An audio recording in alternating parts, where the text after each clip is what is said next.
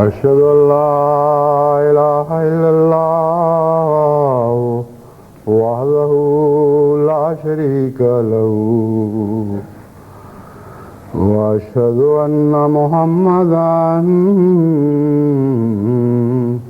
عبده ورسوله أما بعد فأعوذ بالله من الشيطان الرجيم بسم الله الرحمن الرحيم الحمد لله رب العالمين الرحمن الرحيم مالك يوم الدين إياك نعبد وإياك نستعين اهدنا الصراط المستقيم صراط الذين أنعمت عليهم غير المغضوب عليهم ولا الضالين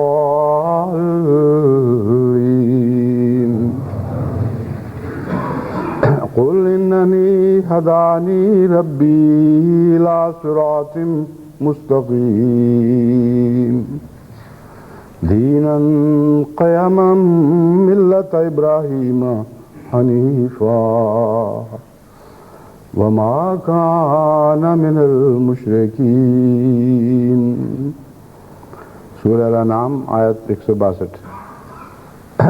یہ آیت اور اس کے بعد کی آیات سے متعلق ایک خطبوں کا سلسلہ شروع ہے جن کا تعلق توحید سے ہے.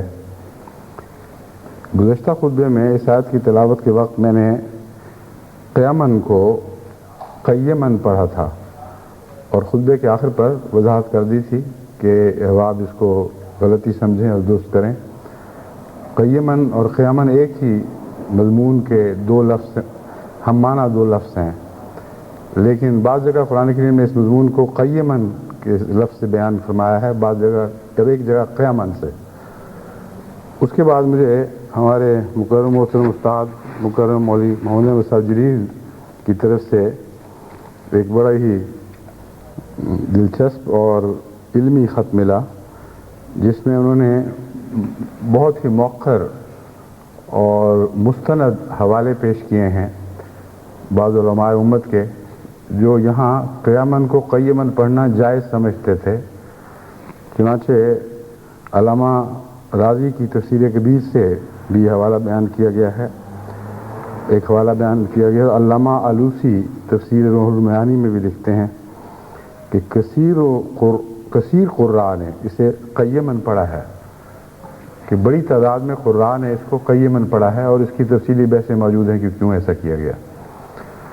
اس کو پڑھ کر جہاں ایک طرف مجھے اطمینان ہوا کہ اللہ کے فضل کے ساتھ جو غلطی تھی وہ ایسی خطرناک غلطی نہیں تھی کہ جس کی وجہ سے مجھے مدت تک تکلیف رہتی، اس کا کچھ جواز موجود ہے.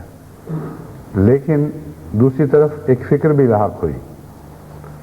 قرآن کریم کی جو مختلف قرأتیں تھیں ان سے ہمیں ہرگز ان پر ان معنوں میں کوئی اعتراض نہیں کہ وہ قرأتیں ثابت شدہ ہیں اور بعض معانی کی طرف اشارے کرتی ہیں.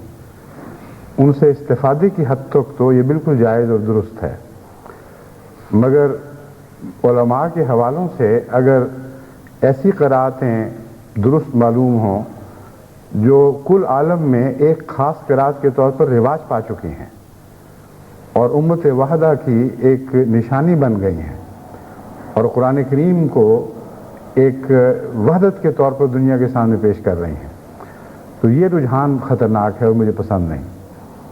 میں ہرگز پسند نہیں کرتا، نہ اپنے لیے نہ جماعت کے کسی بزرگ کے لیے یا عام انسان کے لیے، کہ وہ تفاسیر کے حوالے سے کچھ دوسری قرأتیں معلوم کرے اور پھر اصرار کرے کہ یہ قرأت بھی درست ہے اس لیے میں اسی طرح پڑھوں گا. خدا تعالیٰ نے جو قرآن کریم کو ایک قرات پر اکٹھا فرمایا ہے یہ اتفاقی حادثہ نہیں ہے. یاد رکھیں قرآن کریم کی جمع و تدوین میں کوئی بھی اتفاق نہیں ہے. جھوٹے ہیں جو یہ کہتے ہیں. اور حیرت انگیز طور پر قرآن کریم کو اللہ تعالیٰ نے ایک عالمی وحدت اس طرح عطا فرمائی کہ ان تمام قراتوں کو بھی نظروں سے غائب کر دیا، سوائے اس کے علماء کھوج نکال کر انہیں معلوم کریں جو مختلف قراتیں ہیں، اور ایک قرات کل عالم میں رواج پا گئی ہے. اس لیے اس پہلو سے وہ میں سمجھتا ہوں وہ غلطی ہی تھی اور اس کی درستی کرنا ضروری تھی جو میں نے کر دی ہے.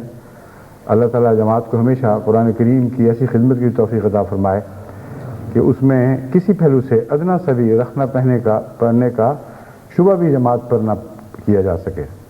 اس کا وہم تو درکنار، دشمن کی بھی آنکھ بھی کسی ایسے رکھنے کا کوئی تاثر نہ پکڑ سکے.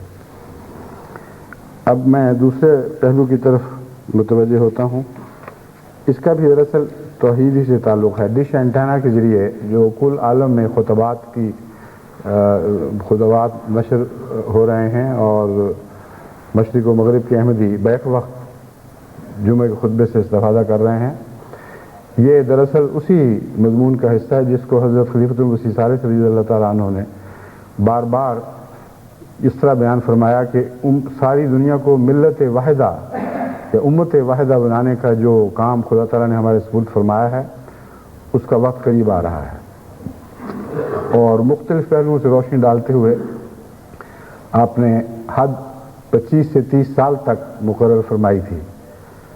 اس مدت میں ابھی کچھ عرصہ باقی ہے اور ہم بڑے نمایاں طور پر ان آثار کو روشن ہوتا دیکھ رہے ہیں. اور ڈش اینٹینا کے ذریعے جو عالمی ملت واحدہ کی تعمیر کا پروگرام چل رہا ہے یہ توحید ہی کا حصہ ہے. اس کا توحید سے گہرا تعلق ہے. بس جب بھی کوئی ایسی اچھی خبریں ملتی ہیں کہ مختلف دنیا کے کونوں کونوں میں احمدی ایک وحدت کی لڑی میں پروئے ہوئے محسوس کرتے ہیں ان خطبات کو دیکھ کر اور سن کر، اور اس عالمی مواصلاتی نظام کے ذریعے سمجھتے ہیں کہ اللہ تعالیٰ نے تمام دنیا کو ایک کرنے کا بہت ہی عمدہ موقع اپنے فضل سے میسر فرمایا ہے، تو اس سے دل ہم سے بھر جاتا ہے. اس ضمن میں بعض خدمت کرنے والوں کے نام تو خدا کے فضل سے پہلے ہی جماعت میں معروف ہیں، مثلا جسوال برادران، اور یہ ایک عالمی شہرت پانے والا خاندان بن گیا ہے کیونکہ ان کے ایک فرد وسیم نے خصوصیت سے اس معاملے میں میری بہت مدد کی اور جو بھی سمجھایا بڑی محنت کے اور خلوص کے ساتھ مینوان اس کو پورا کرنے کی کوشش کی. تو اللہ تعالیٰ نے اس کے نیک پھل عطا فرمائے جو اب بڑھتے چلے جا رہے ہیں. حضرت مسیح موعود علیہ السلام کی اس تمثیل کے نشان کے طور پر ایک درخت ہے جس کی شاخیں پھیلیں گی دنیا میں اور کل عالم پر محیط ہو جائیں گی، اور پرندے اس کی شاخوں پر آ کر بیٹھیں گے اور اپنے نغمات لاپیں گے وغیرہ وغیرہ. تو یہ بھی ایک عالمی درخت کے طور پر، ایک بین الاقوامی شجر کے طور پر یہ سلسلہ پھیلتا چلا جا رہا ہے اور اللہ تعالیٰ کے فضل سے بہت ہی نیک پھل لگ رہے ہیں.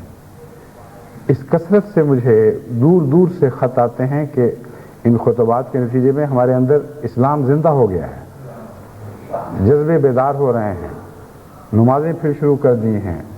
بعض لکھتے ہیں ہم نے بیویوں پر سختیاں کیا کرتے تھے، ظلم کرتے تھے، گالی گلوچ کرتے تھے، سب سے توبہ کر لی ہے، بیویوں سے معافیاں مانگ لی ہیں. اتنے متفرق انواع و اقسام کے پھل لگ رہے ہیں مختلف رنگوں اور خوشبوؤں کے کہ دل ہم سے بھر جاتا ہے. اس ضمن میں ایک اور خدمت کرنے والے دو اور خدمت کرنے والوں کا ذکر ضروری ہے. ایک ان میں ہیں مکرم رشید خالد صاحب لاہور کے یونیورسل اپلائنسز کے مالک. انہوں نے قادیان میں بہت خدمت کی ہے. ہندوستان کے نوجوانوں کو الیکٹرانکس کی تربیت دینے کے سلسلے میں گئے اور پھر ڈش اینٹینا کے سلسلے میں بھی ان کی رہنمائی فرمائی کہ تم بازار سے جو 60-70 ہزار یا اس سے بھی زیادہ کا لوگ ہیں تو میں تمہیں اصول سمجھاتا ہوں، اس کے تابع تم خود بہت ہی سستا ڈش اینٹینا بنا سکتے ہو. اور ان کے ساتھ ان کے چھوٹے بھائی نے بھی اس زمین میں بہت خدمت کی اور پھر پاکستان آ کر دورہ کر کے ان کے بھائی نے جہاں جماعتوں کو غربت کی وجہ سے ڈش انٹانا لگانے کی توفیق نہیں تھی، ان کو انہوں نے بجائے اس کے کہ وہ 60-70 میں لگاتے 13-14 ہزار کے اندر لگا کر دکھا دیا. اور انہی کے ذریعے سے میرا تعارف بشارت صاحب سے ہوا، جو ربوہ کے ڈش ماسٹر کے طور پر معروف ہیں. ان کی دکان کا نام بھی ڈش ماسٹر ہے. انہوں نے سب سے پہلے قادیان اور ہندوستان میں خدمت سر انجام دی اور 5 ڈش اینٹینا تربیت کے دوران بنا کر دکھائے اور اس طرح نوجوانوں کو تربیت دے کر ملک میں پھیلا دیا. اور اس کے نتیجے میں اب دور نزدیک ہندوستان سے خدا کے فضل سے خطوط مل رہے ہیں کہ جماعت بہت ہی راضی اور مطمئن ہے اور دشمن کے اوپر مایوسی چھا گئی ہے. ایسے علاقوں کی خبریں آ رہی ہیں جہاں پہلے دشمن دندناتا پھرتا تھا، اب جب ڈش اینٹینا کے ذریعے وہاں کے معززین شرفاء نے خود براہ راست خلافت سے ایک تعلق قائم کیا ہے تو وہاں کایا پلٹ رہی ہے اور حوصلے دشمن کے بالکل پھیکے پڑ گئے، بلکہ ان میں سے نکل کے لوگ احمدی ہونے شروع ہو گئے ہیں.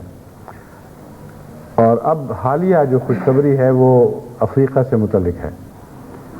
بشارت صاحب نے اپنے آپ کو افریقہ کے لیے پیش کیا تھا اور ان کو گانا میں مرکز بنا کر دیا گیا جہاں افریقہ کے دوسرے ممالک سے نوجوانوں نے آ کر تربیت حاصل کرنی تھی. اس مرکز کے قیام کے سلسلے میں گانا کے بعض مخلصین نے بھی بہت ہی خدمت کی. تفصیل سے ان کا نام پیش کرنے کا وقت نہیں، لیکن بشارت صاحب نے 10 ملکوں سے آئے ہوئے 22 افریقن احمدیوں کو ڈش اینٹینا بنانے کی تربیت دی، بنا کر دکھایا اور پوری طرح اطمینان کر لیا کہ وہ اب جا کر خود خدا کے فضل کے ساتھ اپنے ملک میں اس کام کو جاری کر سکتے ہیں. اور قیمت کا اتنا فرق ہے کہ وہاں جو ڈش اینٹینا گانا میں مثلا $8,000 کا لگتا تھا، اس پر تمام خرچ ملا کر $600 میں انہوں نے ڈش اینٹینا بنا کر دکھا دیا اور اسے رائج کر دیا وہاں. چنانچہ جب سب سے پہلے ڈش اینٹینا کے ذریعے خود بنائے ہوئے ڈش اینٹینا کے ذریعے غانا میں 2 جولائی کا خطبہ سنا گیا تو امیر صاحب لکھتے ہیں کہ عجیب کیفیت تھی جو بیان سے باہر ہے. اور پھر اس سے اگلا خطبہ سنتے وقت وہاں کے وزیر دفاع بھی شامل ہوئے اور ان علاقوں میں جہاں کثرت سے احمدیت پھیل رہی ہے وہاں کے بہت سے امام مساجد ائمہ مساجد یہ بھی شامل ہوئے اور حیرت انگیز نظارے تھے. کس طرح ایمان یوں لگتا تھا کہ جس طرح باغوں میں شمشاد بڑھتے ہیں اس طرح پھولتا پھلتا دکھائی دیتا تھا. بس یہ سب امت واحدہ بنانے کے لیے ہی کوششیں ہیں اور اگر ہم نے توحید سے اپنے قدم ہٹا لیے یا اپنی توحید میں رکھنے پیدا ہونے دیے تو یہ ساری کوششیں بیکار ہیں، کچھ بھی ان کا حاصل نہیں. اس لیے جہاں خدا کی حمد کرتے ہیں وہاں ان ارادوں کو اور عزائم کو مضبوط تر کریں اور دہراتے رہیں اور اپنے آپ کو بھی یاد کرائیں، اپنی نسلوں کو بھی یاد کرائیں کہ یہ سب کچھ توحید کی خاطر ہے اور امت واحدہ بنانا بھی توحید ہی کی ایک شاخ ہے. اور ہمیں خدا واحد کی قسم ہے کہ ہم توحید کے ساتھ اس طرح چمٹے رہیں گے کہ ہماری گردنیں بھی کاٹ دی جائیں، ہم وہ ہاتھ جدا کر دیے جائیں تن سے جو توحید کو پکڑتے ہیں، مگر ہماری روح کا تعلق توحید سے پھر بھی کاٹا نہیں جا سکے گا. اس جذبے کے ساتھ اگر ہم اللہ تعالیٰ کے احسانات کا شکر ادا کریں تو میں یقین رکھتا ہوں کہ کوئی مخالف طاقت ان جماعت کے اوپر ان فیوز کی راہ میں حائل نہیں ہو سکتی. جو فیوز آسمان سے برستے ہیں ان کو زمین والے روک سکتے نہیں ہیں. اور یہ کیفیت ان فیوز کی ہے کہ اللہ تعالیٰ کے احسان سے آسمان سے برسنے والے فیوز ہیں. توحید کے اس مضمون کو آگے بڑھاتے ہوئے میں شرک سے متعلق کچھ وضاحت کرنی چاہتا ہوں، کیونکہ پچھلے خطبے اور اس خطبے کے دوران مجھے خط میں خصوصیت سے اس طرف توجہ دلائی گئی کہ شرک کے متعلق پتہ چلے کہ کیا ہے اور کیوں خدا معاف نہیں کرتا. سوال تو مختصر تھا لیکن اس سے پیدا ہونے والے سوالات میرے ذہن میں ابھرے اور میں نے مناسب سمجھا کہ جماعت کو شرک کا تجزیہ کر کے بتاؤں کہ شرک کیا ہے اور دوسرے تعلقات شرک سے الگ اور ممتاز کیسے ہوتے ہیں. ورنہ تو ہر انسان کو اپنی بیوی سے بھی محبت ہے، بچوں سے بھی محبت ہے، دوستوں سے محبت اور پیار ہے، خدا سے بھی محبت کا دعویٰ ہے. کیا یہ سب محبتیں شرک کی علامتیں ہیں؟ کیا توحید اس کا نام ہے کہ انسان کا دل ہر دوسری محبت سے خالی ہو جائے؟ اگر یہ ہو تو پھر ساری دنیا مشرکوں سے بھری پڑی ہے، ایک بھی موحد آپ کو دکھائی نہیں دے گا. انبیاء بھی محبتیں رکھتے تھے اپنے گرد و پیش سے، اپنے عزیزوں اور اقربا سے ہی نہیں بلکہ غیروں سے بھی محبت کرتے تھے. بس وہ کون سی محبت ہے جو شرک کہلائے گی اور وہ کون سی محبت ہے جو شرک نہیں بلکہ توحید کے دامن میں اس کی رحمت کا ایک نشان ہے؟ یہ مضمون کھل کر آپ کے سامنے آنا چاہیے اور اس کا جماعت کی بقا کے ساتھ اور جماعت کی وحدت کے ساتھ بہت گہرا تعلق ہے.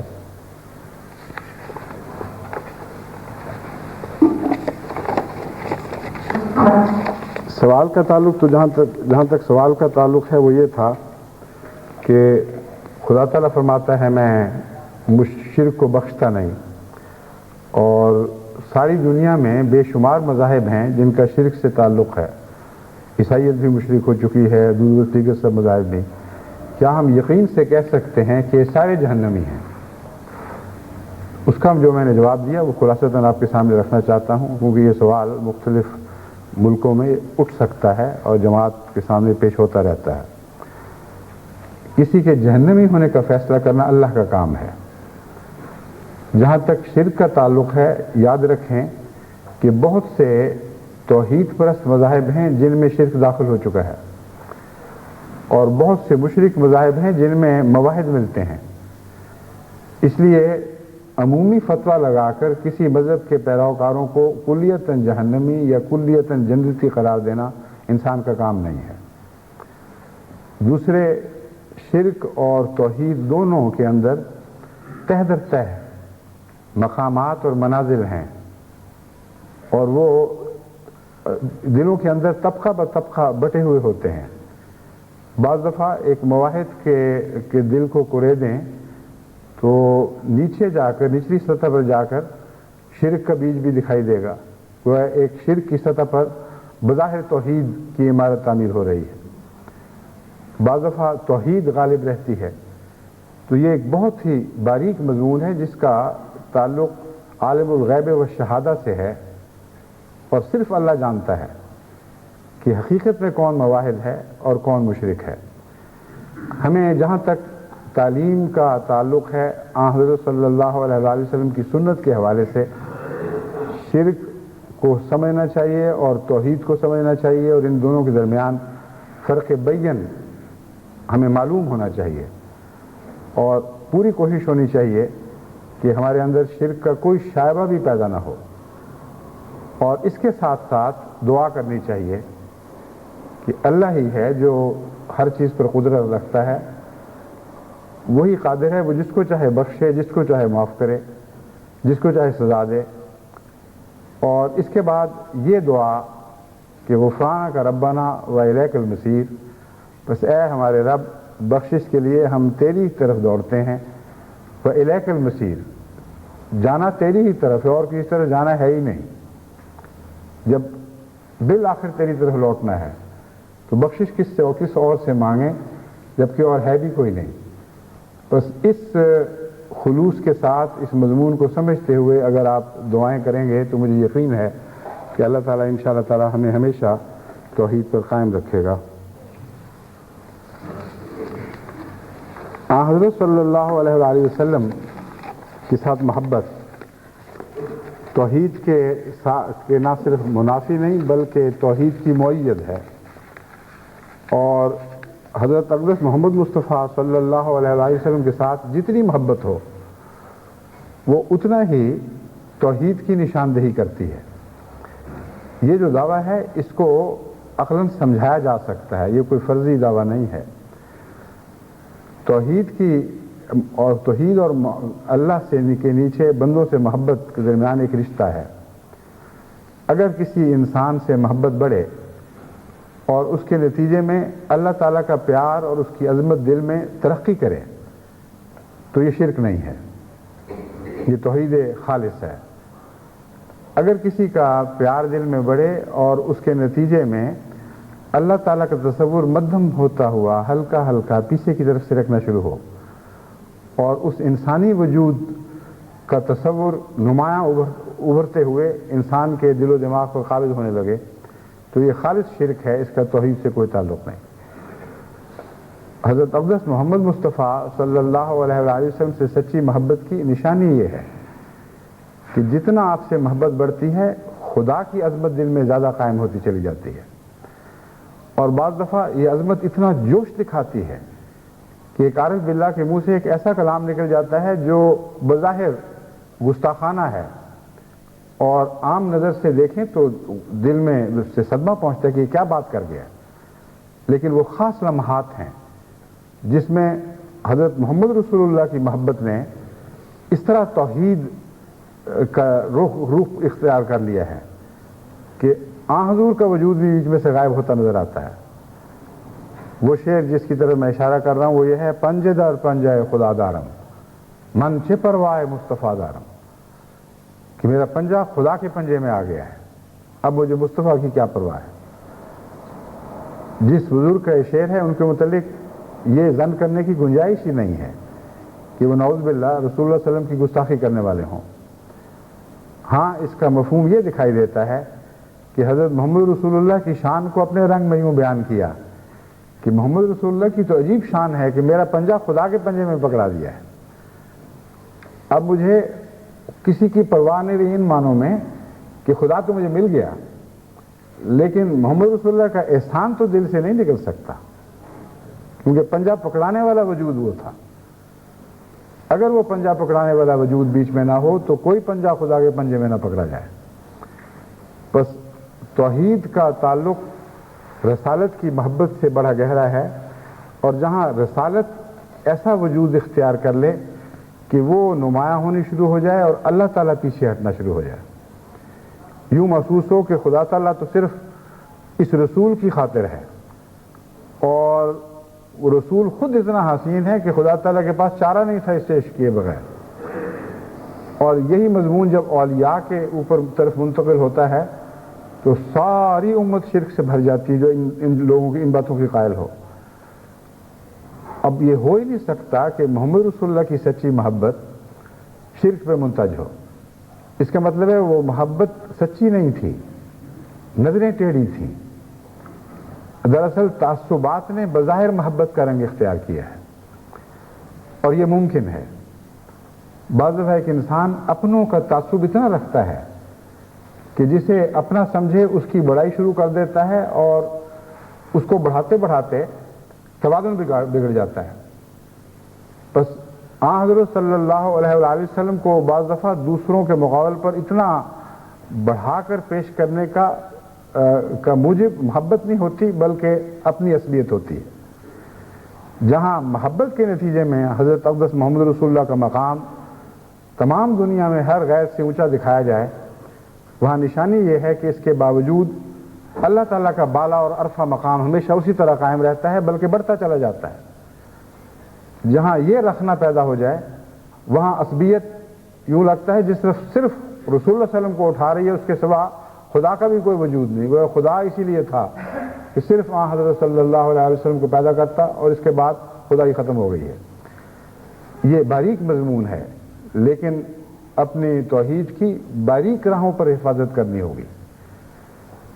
حضرت اقدس مسیح موعود علیہ السلام کو دیکھیں, جتنا عشق آپ کے دل میں حضرت محمد رسول اللہ صلی اللہ علیہ وسلم کا موزن تھا اتنا ساری امت پر نگاہ ڈال کر دیکھیں, آپ کو کہیں اور اس طرح جلوہ کر دکھائی نہیں دے گا. کسی کے دل میں جو ہے اللہ بہتر جانتا ہے, مگر کسی کی عبارتوں میں, کسی کی تحریر میں, اس کی نظم میں, اس کی نثر میں, اس کے دن رات کے کلام میں کسی کا ایسا عشق موزن ہو کہ اچھلتا ہوا کناروں سے باہر جاتا ہوا پھر چھلکتا ہوا دکھائی دے. یہ حضرت مسیح موعود علیہ السلام سے بڑھ کر آپ کو امت میں کہیں اور نظر نہیں آئے گا. تلاش کر کے دیکھ لیں، تحریریں پڑھ لیں، نظم و نثر کا مطالعہ کریں. حضرت مسیح علیہ السلام بالکل نمایاں ہیں، لیکن آپ کا عشق محمد مصطفیٰ صلی اللہ علیہ وسلم توحید کا خادم رہا ہے مسلسل. ایک جگہ اشارتاً یا کنایتاً بھی عشق محمد نے شرک کا رنگ اختیار نہیں کیا، لیکن دوسرے محبت کا دعویٰ کرنے والوں میں آپ کو نمایاں طور پر دکھائی دیتا ہے. اس کی اور بھی بہت سی علامتیں ہیں جن سے یہ باتیں پہچانی جاتی ہیں، مگر بعض باتیں اور میں ضروری بیان کرنا چاہتا ہوں، اس لیے سر دست اس حصے کو چھوڑتا ہوں. بس حضرت رسول اکرم صلی اللہ علیہ وآلہ وسلم کے ساتھ اگر سچی گہری عارفانہ محبت کی بجائے عصبیت کی وجہ سے آپ کی بڑائی بیان کی جا رہی ہو، تو یہ شرک دراصل نیچے اتر کر دوسرے بت بنانے شروع کر دیتا ہے. اور وہ سارے لوگ جو اولیاء سے مانگتے ہیں، ان کی قبروں کی پوجا کرتے ہیں، ان کے نام پر جانیں فدا کرتے ہیں، ان کی زندگی میں گویا خدا کا سارا کاروبار اس بزرگ کو پیدا کرنا تھا، اور اس کو پیدا کر کے خدائی کی صفات اس کے سپرد ہو گئیں. اب جو کچھ ہے وہی ہے. اللہ سے براہ راست محبت کا کوئی مضمون ان کے ہاں دکھائی نہیں دیتا. ایک ولی کی پوجا کی جا رہی ہے، اس کی قبر کی پوجا کی جا رہی ہے، اس کے اوپر چادریں چڑھائی جا رہی ہیں. سارا دین یہی ہے. اور چادر چڑھا کے واپس آؤ تو اس کا ولی کا نام تو شاید دل میں رہے یا نہ رہے، خدا کا کوئی نام دل میں نہیں رہتا. ساری زندگی خدا سے خالی رہتی ہے. بس وہ محبت جو کسی بزرگ سے ہو اور وہ محبت خدا کی محبت میں غیر معمولی طاقت اور شان پیدا نہ کرنے والی ہو، وہ محبت شرک ہے. اور اس شرک نے امتوں کو تباہ کر کے رکھ دیا ہے. امت عیسوی کا حال دیکھیں، ان میں بنیادی طور پر یہی شرک ہے جس نے عیسیٰ کے ماننے والوں کو بالآخر ہمیشگی کی ہلاکت میں جھونک دیا. اس کی علامتیں قرآن کریم نے بڑے کھول کر بیان فرمائی ہیں. اگر وہ توحید باری تعالیٰ کے دعوے میں سچے ہیں تو جب صرف اللہ کا نام لیا جائے تو ان کے دل میں اسی طرح محبت موزن ہونی چاہیے جیسے ایک عاشق کی اپنے محبوب کے نام کو سن کر ہوتی ہے. لیکن یہ مشرکین وہ ہیں جن کو اللہ کے ساتھ اگر عیسیٰ کا نام نہ لیا جائے تو سکون نہیں ملتا، اور عیسیٰ کے نام کے ساتھ خدا کا نام بے شک نہ لیا جائے، کوئی پرواہ نہیں. یہاں تک کہ عیسیٰ علیہ السلام عملاً پورے خدا بن بیٹھے ہیں. ہر ضرورت کے وقت، ہر فکر کے وقت، ہر حاجت روائی کے وقت پہلا نام عیسیٰ کا ذہن میں آتا ہے. گاڈ دا فادر تو لگتا ہے اس کے ساتھ یوں ہی نوکر کے طور پر چمٹا ہوا ہے، ورنہ اصل خدائی عیسیٰ ہی کی خدائی ہے. یہ گہرے دلوں کے اندر راسخ شرک کی علامتیں ہیں جو بالآخر امتوں کو ہلاک کر دیا کرتی ہیں. بس منہ سے وہ ہزار کہیں کہ خدائے واحد و یگانہ ہے، اس کا بیٹا ہے، اس کی ایک رونمائی ہے جو بیٹے کی صورت میں ہمارے سامنے ہے، لیکن حقیقت میں ہر ایک کا دل گواہ ہے کہ میں مشرک ہوں اور خدا سے نہیں بلکہ عیسیٰ سے میرا زیادہ پیار ہے. اس شرک کو پھیلانے میں سینٹ پال نے سب سے بڑا کردار ادا کیا ہے، اور ایسے فلسفیانہ رنگ میں اس نے ان مضامین کو پیش کیا جو فلسفے سے زیادہ جہالت کے تانے بانے تھے، لیکن عوام الناس ان کو سمجھ نہیں سکتے تھے.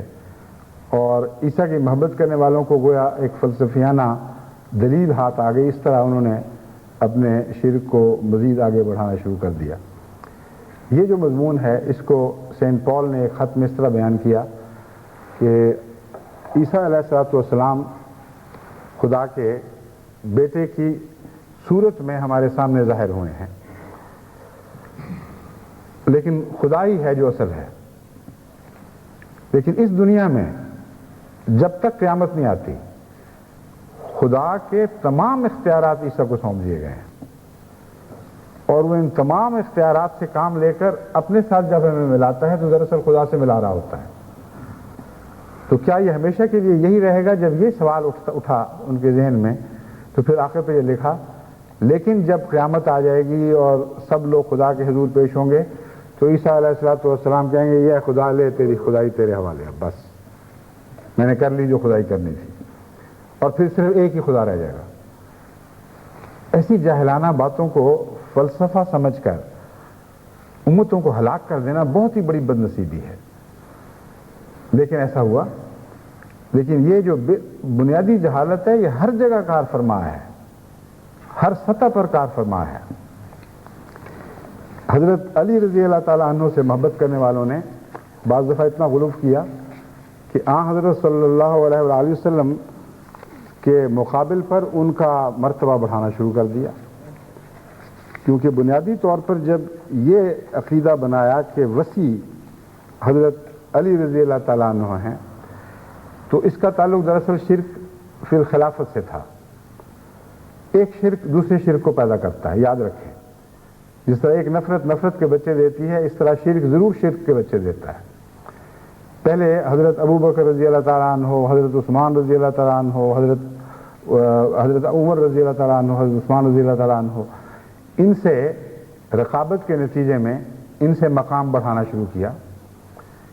پھر حضرت صلی اللہ علیہ وآلہ وسلم تک بات پہنچی اور وسیع کہا کہ آپ کے تمام خوبیوں کے صحیح وارث یہ ہیں، اور ان کے حق میں وصیت کی گئی ہے، اور پھر اس مضمون کو یہ رنگ دے دیا کہ گویا وصیت اس لیے تھی کہ حق بحقدار رسید، یعنی رسول اللہ علیہ وسلم تو گویا امین ہی تھے، اور جس طرح عیسیٰ علیہ السلام قیامت کے دن خدا کے سپرد خدائی کر دے گا، انہوں نے وصیت، بعض ان کے فرقوں نے وصیت کو یہ رنگ دیا کہ گویا رسول اللہ علیہ وسلم نے جس کا حق تھا اس کے سپرد کر دیا۔ اور جو غلو بڑھنا شروع ہوا تو اس نے جو صورتیں اختیار کی ان کی ایک مثال میں آپ کے سامنے رکھتا ہوں۔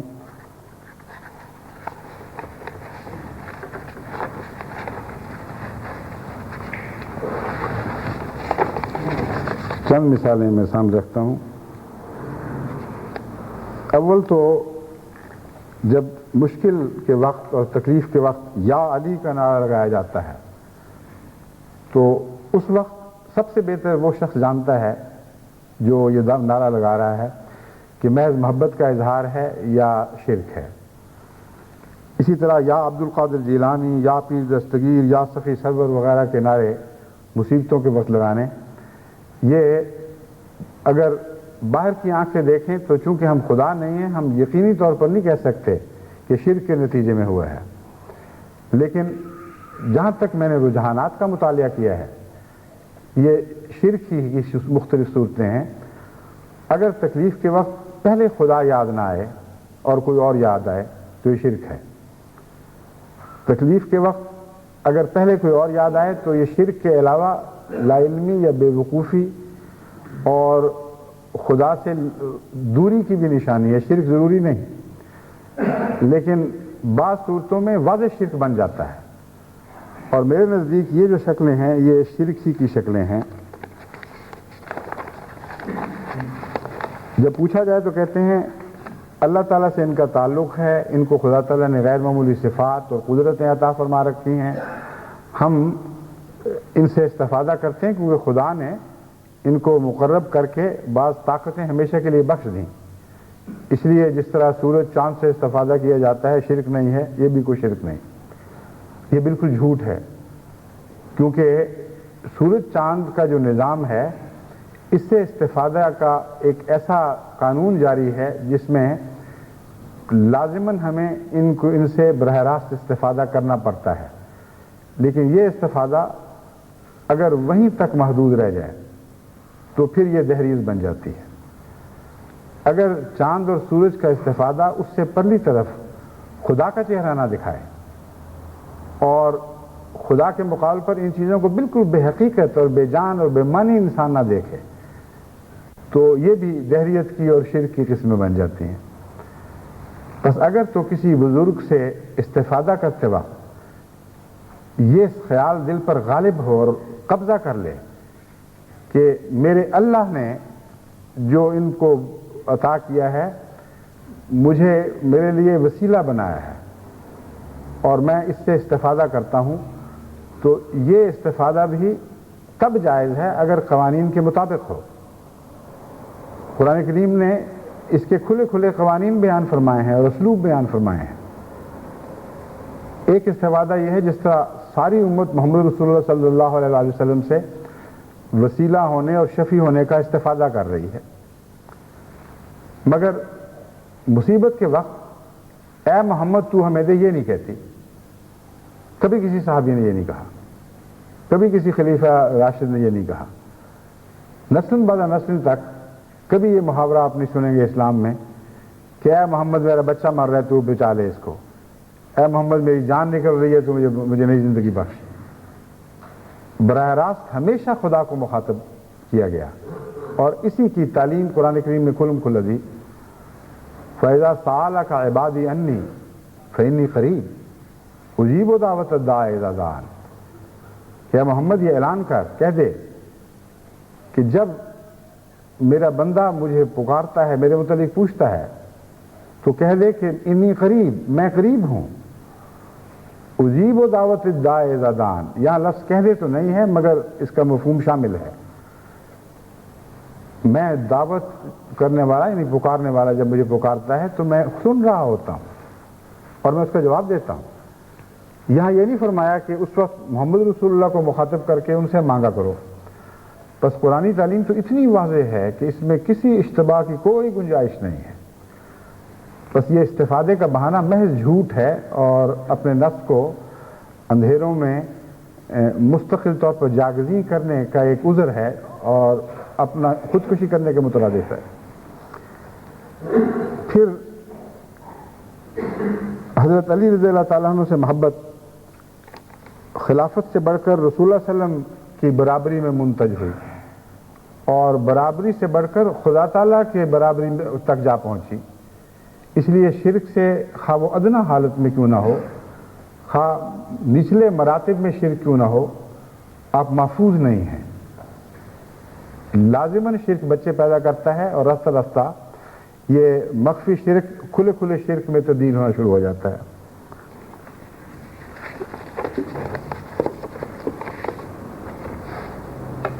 ایک کتاب ہے تفسیر صافی میں جو شیعوں کی تفسیر ہے، صفحہ 432 تفسیر برہان زیر سورہ نجم میں لکھا ہے کہ امالی شیخ صدوق میں، جو شیعوں کی کوئی حدیث کی کتاب ہے، حضور نبی صلی اللہ علیہ وسلم سے روایت ہے کہ حضور نے فرمایا کہ جب مجھے آسمانوں کی طرف معراج کرائی گئی اور میں اپنے رب کے قریب ہوا، میرے اور اس کے درمیان قاب قوسین اور ادنا کی منزل آ گئی تو آواز آئی کہ اے محمد، مخلوق میں سے تو کس کو محبوب سمجھتا ہے؟ تو میں نے کہا کہ اے میرے رب، علی کو۔ کہا پس دیکھ اے محمد، میں نے اپنی بائیں جانب توجہ کی، کیا دیکھتا ہوں کہ علی ابن ابی طالب موجود ہیں۔ یعنی معراج میں آپ سے پہلے ہی حضرت علی ابن ابو طالب یہ خدا تعالیٰ کے بائیں ہاتھ بیٹھے ہوئے تھے اور پہلے ہی وہاں موجود تھے۔ پھر تذکرۃ الائمہ اور احیاء القلوب میں لکھا ہے کہ معراج کی رات حضرت علی کی تصویر حضرت محمد نے سورہ المنتہا پر دیکھی اور ملائکہ اس کو سجدہ کر رہے تھے۔ یعنی وہ سدرۃ المنتہا جس سے آگے تخلیق کی رسائی نہیں ہے۔ خدا کی توحید اس غیر معمولی شدت کے ساتھ جلوہ دکھاتی ہے کہ وہاں غیر اللہ کا کوئی قدم نہیں پڑ سکتا، خواہ عاشق صادق ہی گناہ ہو گئی۔ وہ مقام ہے جہاں مخلوق کی آخری حد ہے۔ وہاں انہوں نے دیکھا کہ اس انتہائی مقام توحید پر، وہ مقام توحید ہی تھا، اس کی انتہا تھی۔ ایک تصویر ہے جو حضرت علی رضی اللہ تعالیٰ عنہ کی ہے اور تمام ملائکہ اس کو سجدہ کر رہے ہیں۔ یہ میرا ہرگز مطلب نہیں کہ نعوذ باللہ سب شیعہ مشرک ہیں، نہ سارے سنی موحد ہیں، مگر مراد یہ ہے کہ ایک شرک کی غلطی دوسرے شرک پر منتج ہوتی ہے، آگے بڑھتی ہے، رخنے پیدا کرتی ہے، امتوں کو تقسیم کر دیتی ہے اور بالآخر وحدتوں میں رکھنا، توحید میں رکھنے ڈالنے کی کوشش کرتی ہے۔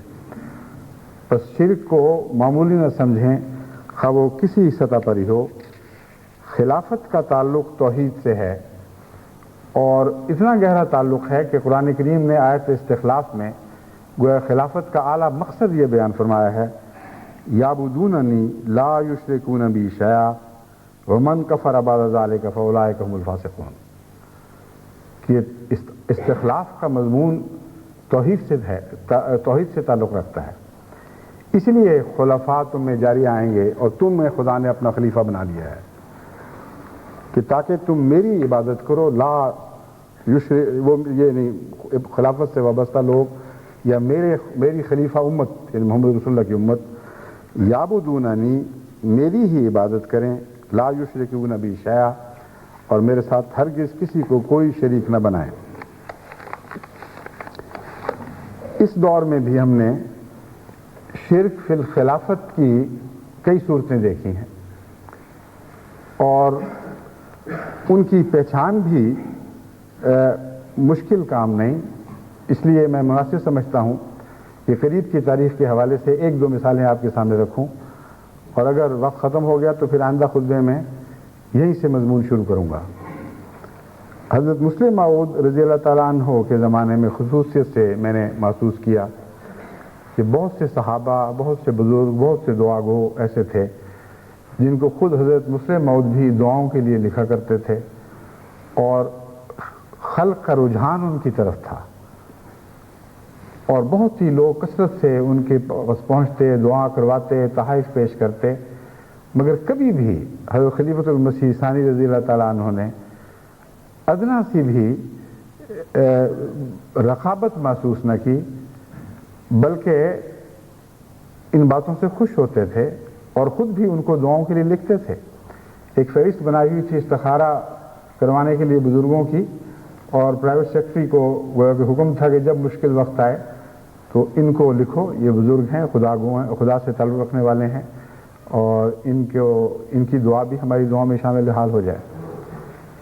وجہ کیا ہے؟ وجہ یہ ہے کہ ان سب کے متعلق خلیفۃ المسیح کو پورا اعتماد تھا کہ یہ کامل طور پر خلافت کے مطیع و وفادار ہیں، اور کامل اعتماد تھا کہ ان سے محبت کرنے والے بھی اتنے کامل طور پر مطیع و وفادار ہیں کہ اگر ان کے اندر ذرا بھی خلافت کے معاملے میں رکھ نہ پایا تو ان کو چھوڑ کر الگ ہو جائیں گے۔ یہ وہ کامل اعتماد تھا جس کے نتیجے میں کسی رقابت کا کوئی سوال ہی پیدا نہیں ہوتا تھا، اور جیسا کہ میں نے پہلے مضمون بیان کیا ہے، حضرت محمد رسول اللہ صلی اللہ علیہ وسلم کی محبت خدا کی محبت کو بڑھانے والی بنتی ہے، نہ کہ کم کرنے والی۔ اسی طرح ایسے بزرگ جن کو خلافت سے سچی عقیدت اور محبت ہو، ان کی محبت لازماً خلیفہ وقت کی محبت کو دلوں میں بڑھاتی ہے اور تقویت بخشتی ہے۔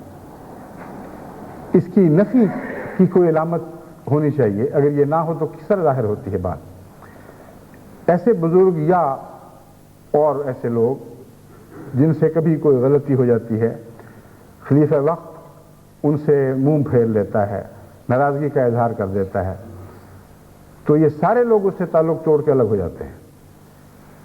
محبتیں نہیں مٹتی ہوں گی، دل میں درد بھی ہوتا ہوگا ان کے لیے، دعائیں بھی کرتے ہوں گے، کیونکہ مجھ خود اپنی زندگی میں ایسا تجربہ ہے کہ خلیفہ وقت کی ناراضگی کی وجہ سے غیرت نے اجازت نہیں دی کہ ان سے تعلق رکھا جائے، اور اگر تعلق ہے تو اسے مخفی دعاؤں کے تعلق میں تبدیل کر دیا جائے، یہاں تک کہ اللہ تعالیٰ وہ غلط فہمی دور فرما دے یا ان کی مغفرت کے سامان فرمائے۔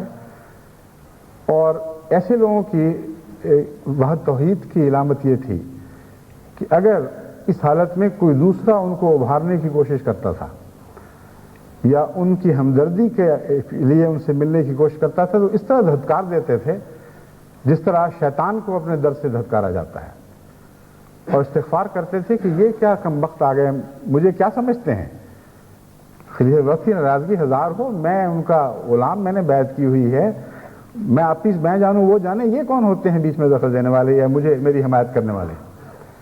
تو یہ دونوں طرف سے صداقت کھل کر سامنے آ جاتی تھی۔ اس کے برعکس مجھے علم ہے کہ ایک دفعہ سندھ کے ایک چھوٹی سی جماعت میں ایک شخص نے اپنی بزرگی کے قصے شروع کیے، خدا سے الہام پانے اور کشوف پانے کے واقعات بیان کرنے شروع کیے، راتوں کو عبادتوں کے کھڑا ہو گیا، ہا ہو سے سارے گاؤں کو جگا دیتا تھا، اور اس کی بزرگی کے قصے پھیلنے شروع ہوئے۔ لیکن محدود پیمانے پر. ایک گاؤں کے سارے لوگ بھی نہیں، اس کے بھی چند لوگ تھے جو اس کے مرید بنے. حضرت مسلم موعود نے اس پر اتنی غیرت محسوس کی کہ ایک بڑا جلالی خطبہ دیا اور کہا وہ لوگ جو سمجھتے ہیں کہ یہ خدا سے تعلق رکھتا ہے اس لیے اس کے پاس جا رہے ہیں، میں بتا رہا ہوں کہ ایک فتنہ ہے، ایک بت کھڑا کیا گیا ہے اور اسے کسی قیمت پر قبول نہیں کیا جائے گا. اگر لوگوں کو ڈر ہے کہ اس سے علیحدگی خدا کے عذاب پر منتج ہوتی ہے تو میں حاضر ہوں اس عذاب کے لیے، کیونکہ میں جانتا ہوں کہ ایسا کوئی عذاب نہیں ہے.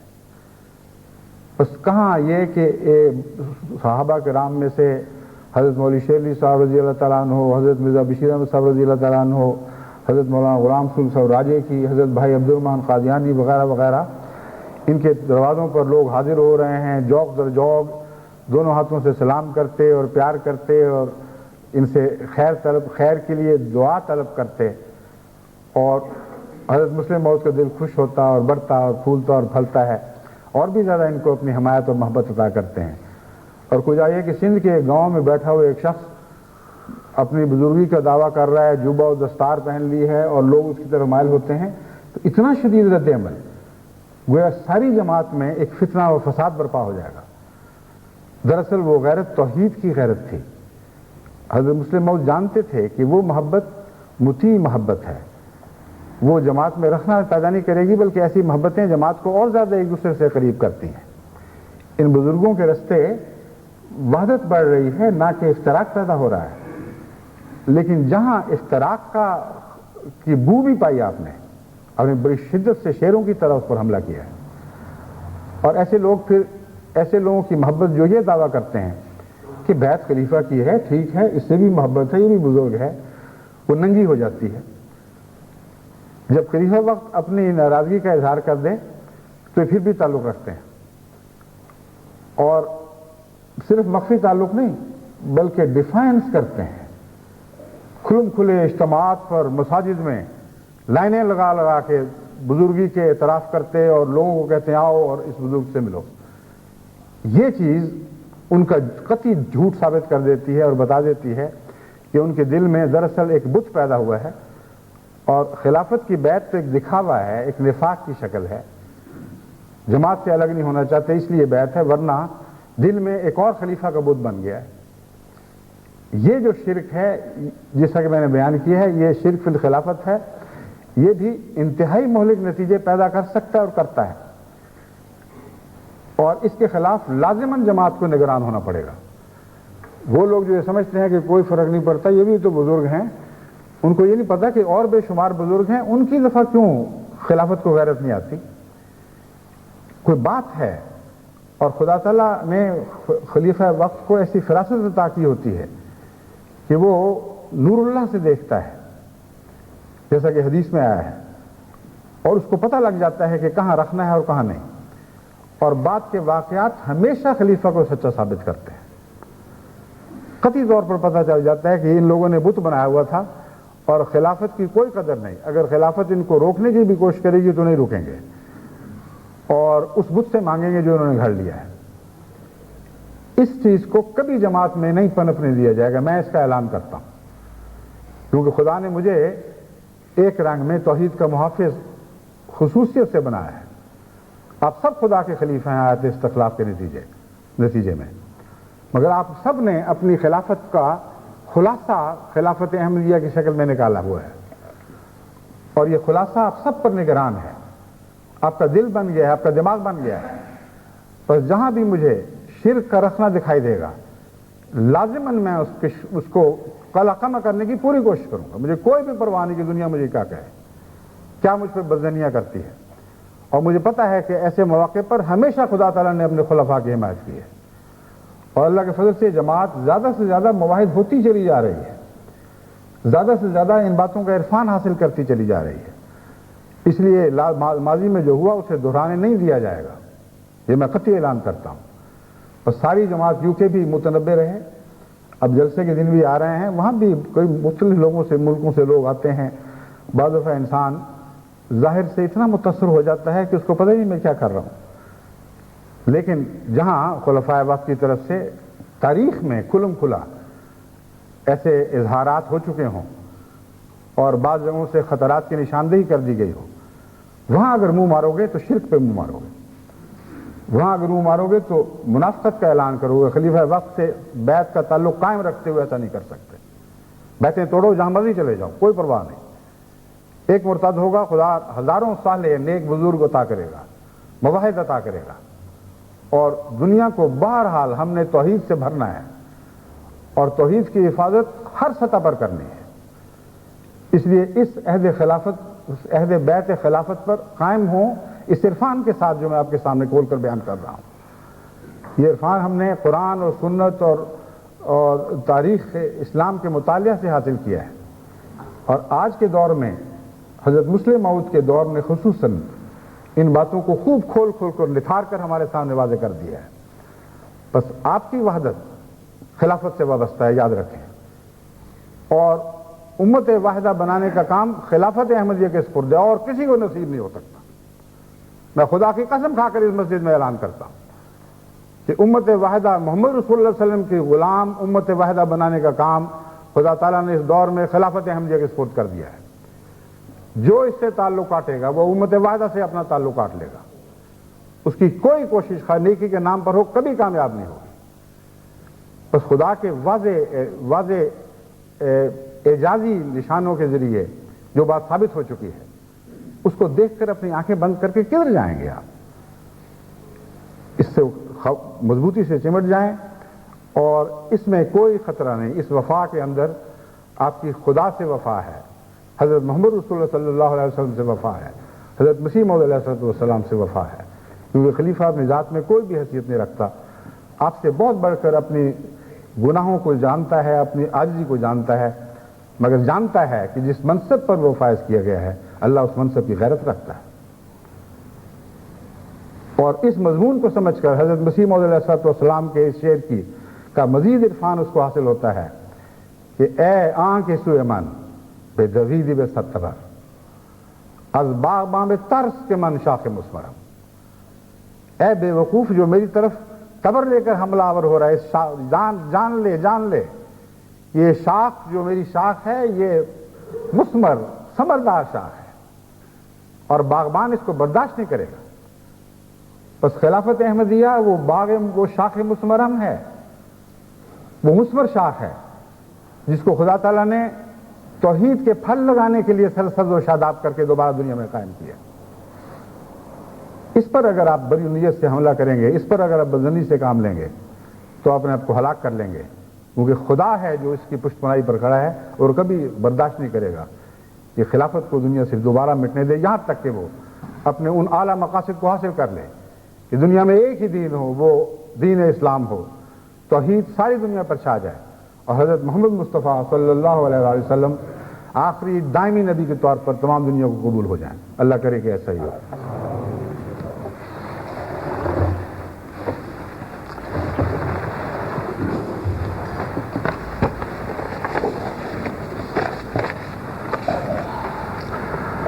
الحمدللہ نحمدہ ونستعینہ ونستغفرہ ونؤمن بہ ونتوکل علیہ ونعوذ باللہ من شرور انفسنا ومن سیئات اعمالنا من یہدہ اللہ فلا مضل لہ ومن یضللہ فلا ہادی لہ ونشهد ان لا الہ الا اللہ وحدہ لا شریک له ونشهد ان محمدا عبدہ ورسولہ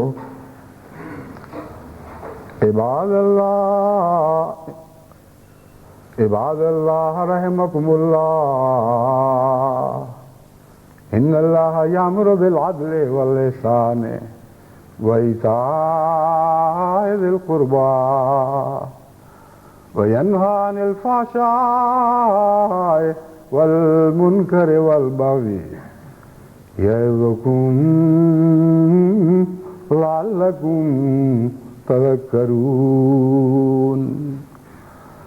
اذكروا الله يذكركم وادعوه يستجب لكم ولذكر الله أكبر